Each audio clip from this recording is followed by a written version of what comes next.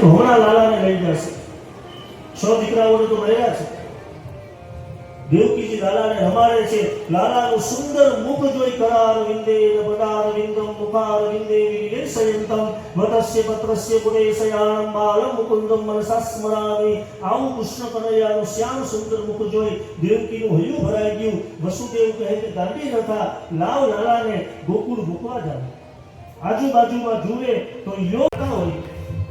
જ્યાં યમુના નદીને પાર કરવાની થોડીક વાર હોય ત્યારે બરોબર શ્રાવણ મહિનો હોય, અચાનકથી વાદળાઓમાંથી વરસાદ વરસાવવા લાગે. જોરથી વરસાદ આવે, જોરથી વરસાદ આવે. અને ભગવાન કહે આટલો વરસાદ આવશે તો બીમાર પડી જાય.